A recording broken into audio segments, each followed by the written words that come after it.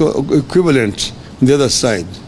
But those companies are the ones who should sign with the NOC, not the minister. We also know that for a ship to leave one port for another, loaded with goods, it has to get a letter from the Ministry of Energy and Petroleum indicating that the ship is authorized to carry and offload the cargo in Kenya. Who cleared the Njeri ship to travel to Kenya? How did it offload? Over the weekend, we were told that the deal has resulted in so-called structured sourcing of the dollar. If that is the case, why has the exchange rate not improved? How come it has not lowered the cost of oil? What benefits have the so-called structured sourcing of the dollar brought for wananchi? We are being told that since the deal, you have stopped paying for oil in dollars. We believe that Kenyans don't care whether oil is paid for in dollars, shillings, or rupee. They care about the cost of oil. Nonetheless, we are challenging the government to share with Kenyans evidence of payment of oil in Kenya shillings. Show us documents indicating when the payment was made in Kenya shillings, the bank accounts, and the recipients of the payment. This regime has told Kenyans so many fictitious stories that only documentary evidence will help the country separate fact from fiction. The oil companies and the Ministry of Energy and Petroleum have claimed that it is easy to verify that corporate tax is being paid by the oil companies. We agree that this shouldn't be a difficult task. So we are asking these firms to table the evidence of meeting the corporate tax obligations. Don't tell us, show us. We hope the Kenya Revenue Authority is listening to our demand for evidence of corporate tax compliance by Oryx, Galana, and Gulf oil companies. The Ministry of Energy and Petroleum must also table the supplier purchase agreement in this deal. If the deal was to benefit Kenyans, its details should not be hidden from them. In subsequent comments on this matter since last Thursday, I have questioned why the Director General of the Energy and Petroleum Regulatory Authority, Mr. Daniel Kiptoo, could go to the Middle East, participate in the oil negotiation, and then come back to Nairobi to regulate the prices. How can EPRA be a player and a referee at the same time? Where is the ethics and professionalism in this? How can this be in compliance with the Public Officer Ethics Act? We are still waiting for answers. When Kenya signed this deal, we had the regional markets, especially that of Uganda, in mind. The Gulf nations of Saudi Arabia and the United Arab Emirates were definitely aware that we import for the region. This in itself makes it impossible that we could have had a G2G. Whatever the case, we want to know what happens to the oil we intended for Uganda and onward markets. Are we going to be stuck with and forced to buy it at the old high prices while costs are falling elsewhere?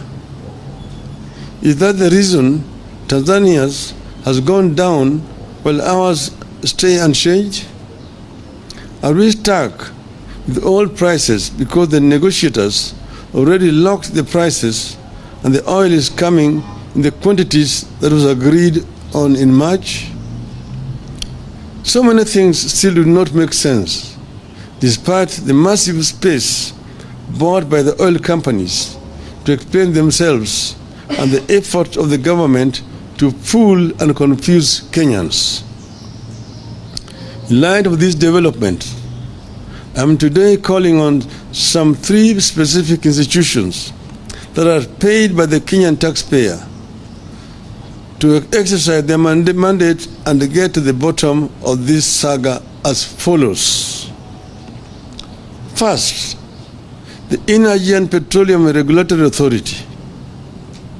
This institution, under the chairmanship of a distinguished scholar, Honorable Justice Professor Jackton B. Ojwang, has the primary duty to protect the people of Kenya from predatory practices.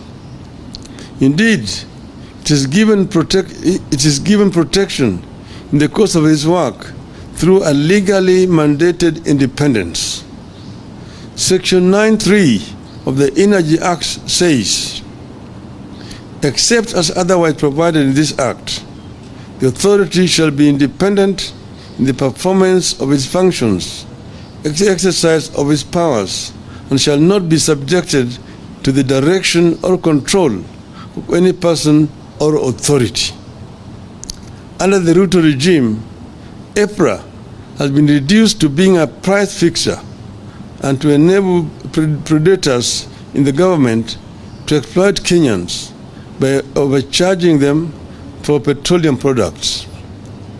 Section 10 of the Energy Act gives the authority the duty, among others, to monitor in consultation with the competition authority conditions of contractors' operations and their trade practices, investigate complaints or disputes arising from the petroleum operations, ensure enforcement and compliance with the national values and principles, protect consumer, investor, and other stakeholder interests. The challenge is now on its chairman to rise up to the true mandate of the authority and investigate the following. 1. Violation of consumer rights under the Bill of Rights in the G2G arrangement. 2. Transparency of fuel contracts signed by all parties in the alleged G2G arrangement. 3. Criminal collusion through price fixing and other corrupt trade practices in the G2G arrangement. 4. The controversy surrounding the dispute between Galana Energies Limited and Anjeri Njoroge. The second institution we are challenging is the Office of the Auditor General. Since her appointment, the Auditor General, CPA Nancy Gathungu, has displayed courage in her approach to duty. We are calling upon her to execute her mandate in this matter and investigate the following. 1. The procurement processes engaged in by the Ministry of Energy and Petroleum in recruitment of suppliers and their local agencies. 2. The criteria applied by the G2G arrangement in arriving at the prices at which Kenya is to buy fuel. 3. The criteria applied by the Energy and Petroleum Regulatory Authority in arriving at the prices the Kenyan consumer shall buy petroleum products. 4. The criteria applied in the G2G arrangement in arriving at the demurrage and other levies and charges. The third institution which we are calling out is the Ethics and Anti-Corruption Commission. Some minutes. We take note that Chairman Bishop David Oginde and the Ethics and Anti-Corruption Commission have been silent about the goings on in the petroleum sector. Allegations of corruption, collusion, and conflict of interest have been made, but no investigations have begun. The challenges on the chairman to start working on the matters raised to investigate the following. 1. Conflict of interest by government officials in the lead G2G arrangement. 2. Bribery and commissions and kickbacks from revenues raised by the G2G arrangement. 3. Criminal collusion through price fixing and other corrupt practices in the G2G arrangement, and violation of procurement laws in the recruitment of suppliers and their local agencies. Once again, we reiterate that we stand by every word that we have said on this oil deal. We will not relent on this matter until the truth is known and punishment that fits the crime is meted out. In the meantime, heads must roll at the Energy Ministry and National Treasury. End of statement.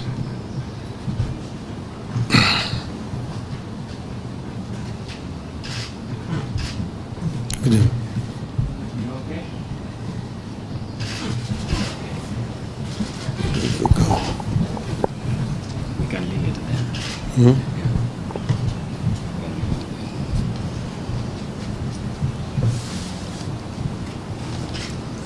There's a pressing issue? None.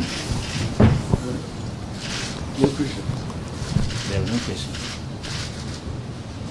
Satisfied. Letwa nchini itachangia kupunguza kwa bei ya mafuta. Kwa upande wako una matumaini kwamba bei hiyo itashushwa chini? Kisha cha pili, Rais pia amesema kwamba kama kuna ithibati kuhusiana na madai ambayo kwa sasa unaibua, weke wazi. Asante. Rais aliongea jana juu ya bei ya mafuta, lakini sisi tunaongea juu ya mafuta ambayo tayari iko hapa. Yeye mwenyewe anajua ati matangi zimejaa na mafuta kwa sababu Uganda imekataa kuchukua hiyo mafuta kwa sababu bei yake iko juu. Sasa hiyo mafuta ambayo nasema ni tayari iko hapa, tunasema bei itashuka chini. Sababu gani bei hiyo haishuki chini wakati huu? Mbona nangoja mpaka mwezi ujao? Haya yote katika hiyo statement ambayo mimi nimetoa, nimesema mambo mengi zaidi. Nimeongea juu ya vile hii mafuta yenyewe ilikuja hapa.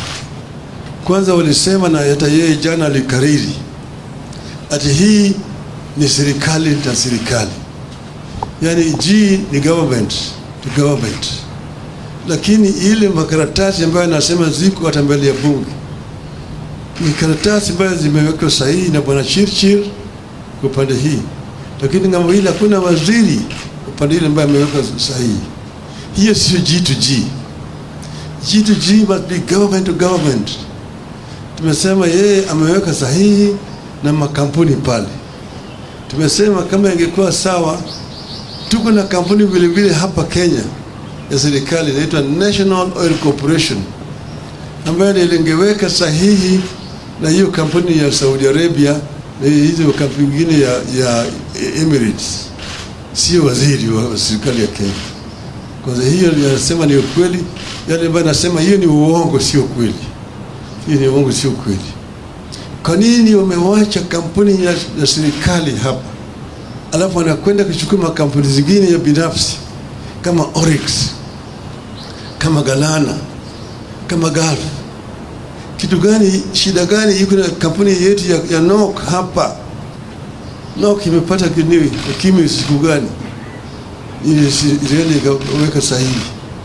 Ndio kwa sababu hawa jamaa wenyewe walienda ngambo ile na wanapata rushwa kupitia kwa hiyo makampuni ambayo wameweka hapa. Tena waniambia mimi ati makampuni ya mafuta amenijibu.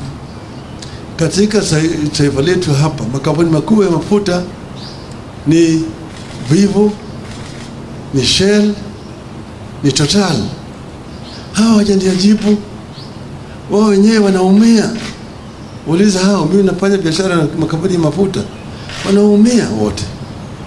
wana shida, kwa sababu hawa makampuni mengine vimewekwa hapo katikati, ndio wamefanya biashara na hawa makatels. Bwana Chirchir, na mimi nataka kutoa shukrani kwa watu wa Bomet kumonyesha ya adabu, manake hajui adabu vile Wakenya wana shida. Vijana wana shida zaidi ni hawa watu wote. Hata Bwana Ruto wanampatia ile tu heshima, lakini hawakukubali yale alikuwa anasema. Anachukua nasema uongo. Haitakikani mtu ambaye anajiita rais awe kila mara akitoka na usimamo namna hii anasema uongo. Sema ukweli. Ukweli haiozi. Na kweli kidhihiri, uongo ujitenga. Nikujibu. Shukran.